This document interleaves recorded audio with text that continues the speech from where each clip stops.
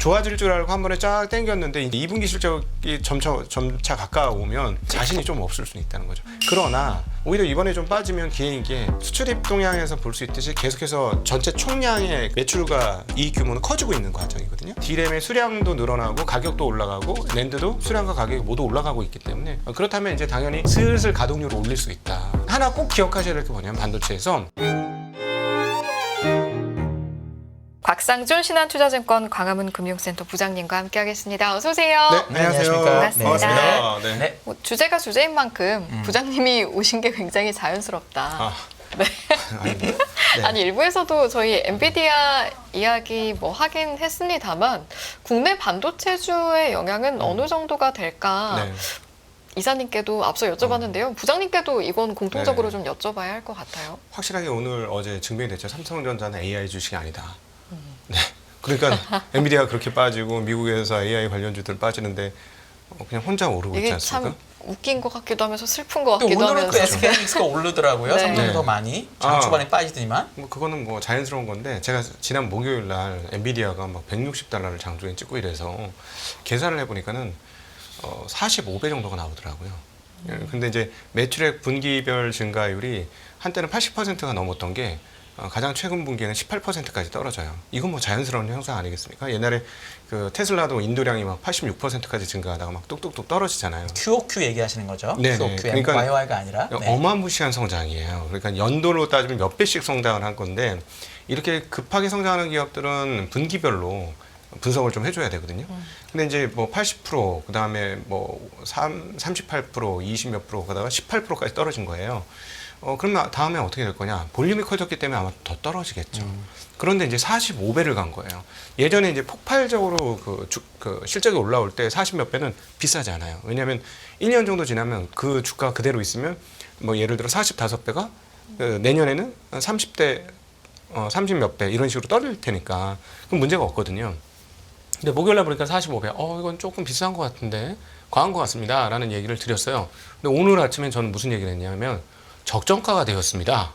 지금 라고. 30 한두 4배. 배 하는 것 같아요. 지금. 34배. 네. 제가 지금 한두 배 34배라고 정도? 표현하는 거는 포워드 기준이에요. 얘네가 분기별로 0.1달러씩 지금 그 주당 이익이 증가하고 있어요. 그래서 대략 계산을 해보면 지금부터 지난 분기 바로 실적 낸 때부터 1년을 치면 대략 한 3.4달러 뭐 이런 정도의 실적이 나올 겁니다. 주당. 그러면 지금 뭐 현재 주가 배수가 뭐 34배 정도니까 이제 마진율이 높잖아요. 그러니까 여기가 여러분이 이제 멀티플을 매길 때 어떻게 멀티플을 매길까 그거에 대한 이제 고민을 한번 해보시면 좋겠고 자기만의 툴을 가지시면 좋겠는데 일단 시장의 평균 PER 배수가 있어요. 그거는 시장 평균 PER 배수라는 건 시장 평균 매출 증가율과 영업이익 증가율, 영업이익률 이런 거를 기록하면 그냥 평균 받는 거예요. 그러니까 미국의 S&P 기준으로 한 17배, 18배 요 정도 되잖아요. 많이 올라와서 17배, 18배잖아요. 그러면 그걸 디폴트 값으로 해서 기존에 있는 일반적인 기업들 대비 영업이익률이 높다. 그러면 이 배수가 조금씩 올라갈 수 있죠. 예를 들어 10% 영업이익 내는데 그게 17배면 20% 내는 애들은 영업이익률이 2배니까 멀티플이 올라갈 수 있죠. 근데 단 하나 꼭 기억하셔야 될 게 뭐냐면 이익률이 높다고 무조건 멀티플이 다 올라가는 건 아니에요. 만약에 매출이 정체되어 있으면 제가 보기엔 영업이익률 높은 거 별로 소용없습니다. 왜냐하면 매출이 정체되어 있으면 영업이익률은 높지만 이익이 증가하는 건 아니거든요. 그러니까 영업이익률이 높은 게 빛을 발하려면 매출 증가하고 같이 붙어 있어야 돼요. 근데 지금 그 엔비디아 같은 경우는 뭐 아주 지난 1년 동안에 어마무시한 매출 증가, 이익 증가 그리고 또 이익률을 보여줬기 때문에 높은 배수를 받아도 그 다음 분기가 되면 현재 주가면 당연히 배수가 떨어져요. 그러니까 비싼 게 아니니까 막 지를 수 있었고 미래 거를 땡겨올 수 있었어요. 근데 이번에 45배는 문제가 뭐냐면 매출 증가율이 분명히 다음 분기부터는 떨어지는 게 눈에 확인이 될 겁니다. 지난 두 분기처럼 뚝뚝 떨어지기 시작해요. 물론 다른 기업보다 훨씬 큰 매출 증가예요. 그럼에도 불구하고 그게 떨어지는 상황에서 만약에 마진율도 뭐 많이 안 올라간다면 추가로 안 올라간다면 45배를 계속 유지하기가 조금 애매해지는 거예요. 예를 들어서 40배, 50배 이상을 주려면 앞으로 2년 정도의 흐름이 되게 긍정적이어야 한다고 저는 생각을 하거든요. 그러니까 2년 안에 얘네가 20몇 배나 30배 초반으로 다시 떨어질 수 있어. 이러면 이제 40배, 50배 줄 수 있어요. 근데 그렇지 않으면 좀 애매합니다. 그래서 과거에 이제 그 테슬라가 막 80배, 90배 가고 이랬을 때는 3년, 4년, 5년을 땡겨오는데 지금 여러분 이제 교훈으로 삼으셔야 될 부분 중에 하나가 테슬라가 재작년에 그렇게 좋아 보였어요. 네, 너무너무 좋아 보였거든요. 근데 지금은요. 아니잖아요, 상황이. 세상 일 몰라요. 축구 아무도 몰라요. 야구 몰라요 하는 것처럼 이 미래는 우리가 몰라요. 성대모사 하신 건가요? 아니, 그 PER이 좋다 이거죠. 지금 30배 한 초반 정도, 32, 3배, 3, 4배에 왔다 갔다 하는데 나스닥의 평균 PER이 한 28배 정도 됩니다. 네네. S&P나 얘기하신 대로 20배 내외, 20배 초반 이렇게 되는데 이 엔비디아를 S&P 500의 PER하고 비교할 거냐, 네. 아니면 나스닥하고 비교할 거냐로 생각해 보면은 네. 엔비디아가 50배면 왜 안 돼라고 생각할 수도 있거든요. 왜냐하면 엔비디아의 EPS, 뭐냐면 PER은 성장률의 함수이기 때문에 네. 나스닥보다는 성장 훨씬 아직은 많이 하긴 해요. 모멘텀은 꺾였지만. 네. 그러면 50배를 못 받을 이유가 없어라고 생각하는 건 어떻게 생각하세요, 그거는? 그거는 그러니까 미래 실적을 봤을 때 50이 30으로 떨어질 게 확실해. 그러면 상관없어요. 그러니까 60배를 주더라도 이 회사 매출 증가와 이익 증가가 크기 때문에 60배인데 이거 이 상태로 한 1년 반에서 2년 정도 되면 30배로 떨어져. 그럼 60배를 줘도 되고 80배를 줘도 돼요. 그런데 그렇게 이 엔비디아가 80배 하던 게 지금 30으로 떨어진 거잖아요. 네. PER 배수가. 그러니까 그만큼 매출과 이익 증가가 컸어요. 근데 그게 이제 그 완화되기 시작하는 그 속도가. 이럴 때는 그걸 계산하셔야 된다는 거예요. 계산. 그래서 40배 중반 거의 50배를 향해서 가는 이 상황들. 그리고 또 하나 좀 물리적인 환경으로 봤을 때 요즘 이제 브랜드 가치 이야기를 하거든요. 엔비디아의 브랜드 가치는 뭐 이 얘기하면 깜짝 놀라실 수 있으시겠습니다만 삼성전자, LG 전자에보다도 못하다. 소비자들이 몰라서 그런 그렇죠. 거 아닐까요? 바로 그거는? 그거예요. 네. 예. 네. 코카콜라보다 유명하지 않다. 그렇죠. 애플보다 유명하지 않다. 마이크로소프트보다 유명하지 않다. 왜냐하면 엔드 유저가 쓰지 않기 때문에. 그런데 말입니다. 한번 고민을 해봐야 돼요. 엔드 유저가 소위 말하는 소비자단에서 쓰는 물건이 폭발했을 거하고, 지금 이건 도매 물건이 폭발한 거거든요. 도매 물건이 폭발해서 영원 무궁히 그 사업이 지속될 수 있을까에 대한 고민을 해봐야 돼요. 이거 인프라 사업이거든요. 고속도로 까는 사업입니다. 고속도로를 까는 거는 주요 간선도로들은 다 깔아야 되겠습니다만은 간선도로를 다 깔고 나면 추가로 깔아야 될까요?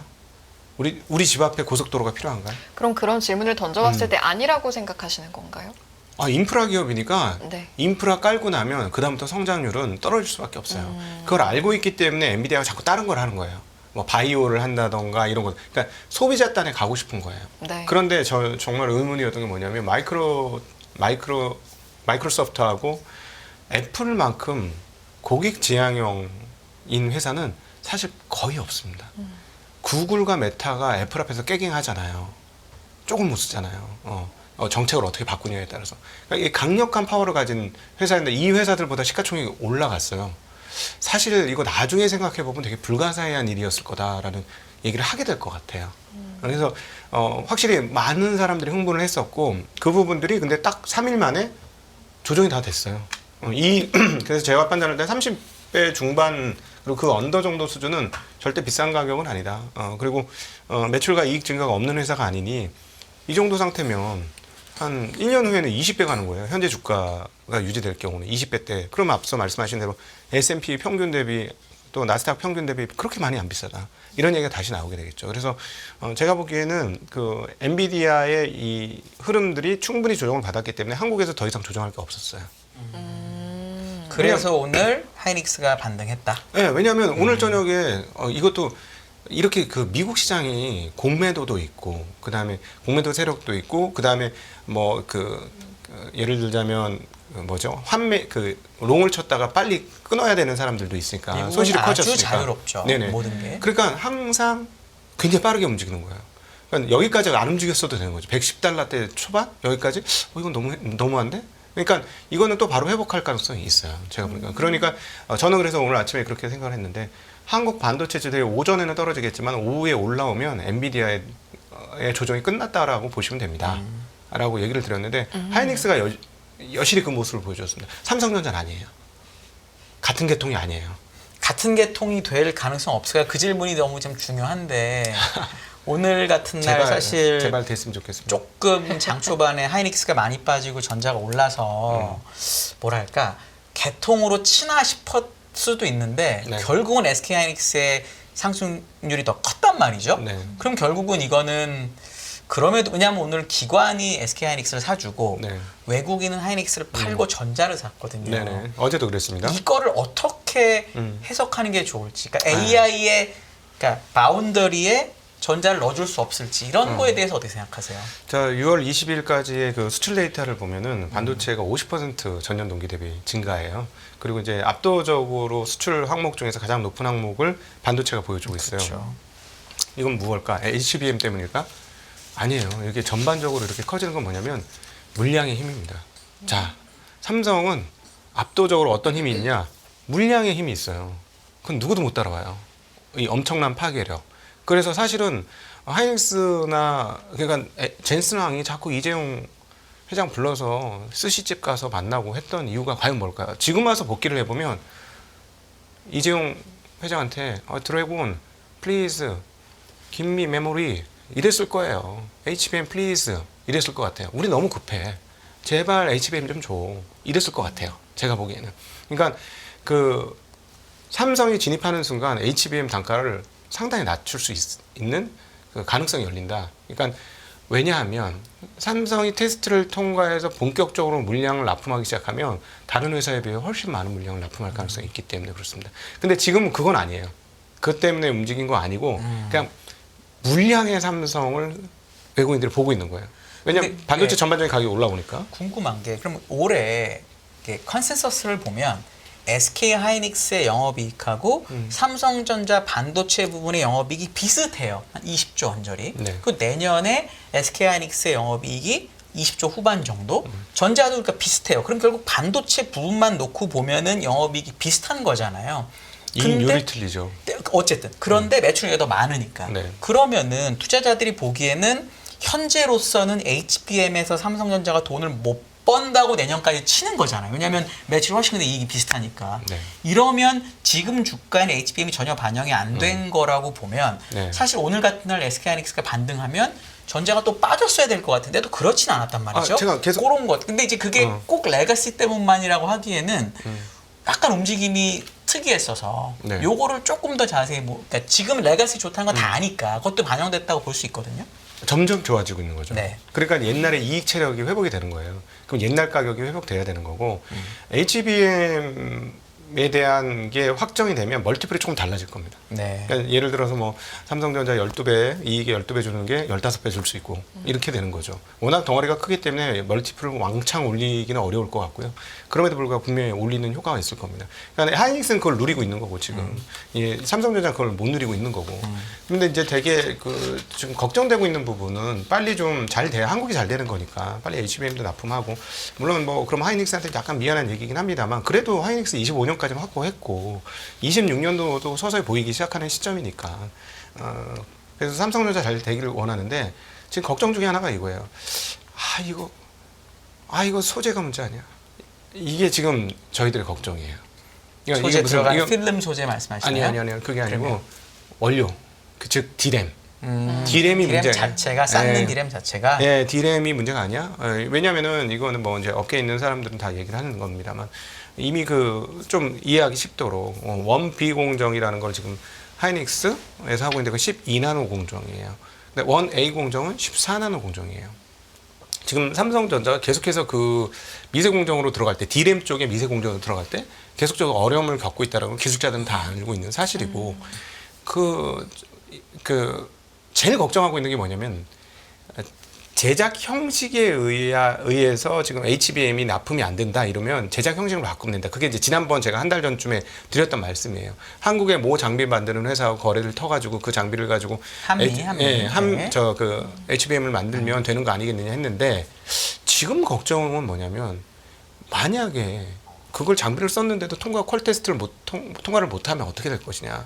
그럼 결국 그건 무슨 문제냐면 디램의 문제거든요. 그러니까 방식을 중간에 필름 넣는 방식을 안 쓰고 하이닉스 네. 걸 따라해도 못하면 어떡하냐. 사실 그래서 뉴스에 나왔던 게 엔비디아에서 삼성전자의 설계를 바꿔달라는 얘기를 했다는 뉴스도 있었는데 뭐 쓱 지나갔거든요. 네네. 그것도 가능성이 있다고 보세요, 그러면? 그러니까 제일 걱정하는 부분이 그거예요. 그러면 1A 14나노 공정의 D램으로 HBM 만드는 게 퀄 테스트를 통과를 못하면 12나노 걸 어떤 식으로든지 만들어서 가야 되는데 근데 그렇게 되면 시간이 너무 많이 걸려요. 그게 지금 좀 걱정이에요. 근데 아마도 네. 14나노 공정을 통해서 HBM을 납품하려고 지금 무진애를 쓰고 있을 겁니다. 각종 애를 쓰고 있고, 그다음에 이제 또 재미난 포인트 중에 하나가 우리가 이제 HBM 되고 뭐 AI 되고 엔비디아 되고 하니까 모든 게 이제 파라다이스처럼 보여서 야 HBM 천국이야 막 이렇게 얘기할 수 있는데 최근에 그 알레테이아 캐피탈에서 거기에 대한 경종을 좀 울리는 메시지를 던졌어요. 이건 마이크론에 대해서 얘기를 한 건데 마이크론은 사실 정말 잘못하면 심각해요. 왜냐하면 그 HBM 하겠다고 HBM을 만들려면 D램 라인을 추가해야 되거든요. 더 만들려면 D램 라인을 추가해가지고 여기다 쉽게 얘기하면 TSV 공정이라고 구멍 빵빵빵빵 뚫는 그런 공정 더 넣어가지고 거기서 나온 건 HBM으로만 쓸 수 있어요. 요게 함정입니다. D램 만드는 거는 같은데 여기에 엄청난 돈이 들어가죠. 지금 청주 14X 공장이 하이닉스에서 이번에 돈을 넣어서 짓는데 2025년 기준으로 20조 원 들어간다 그래요. 엄청난 돈이잖아요. 근데 선수 구멍을 받은 게 한 2, 3조쯤 되는 걸로 알고 있어요. 그리고 이제 팔아줄게 되면 좀 되겠죠. 근데 20조 다 뽑으려면 1, 2년 장사해서 될 문제가 아니잖아요. 설비 증설을 한번 한 건데. 근데 말입니다. 아까 말씀드렸던 전 이거 고속도로라고 표현했어요. 서버 인프라는 일종의 고속도로, 인프라니까.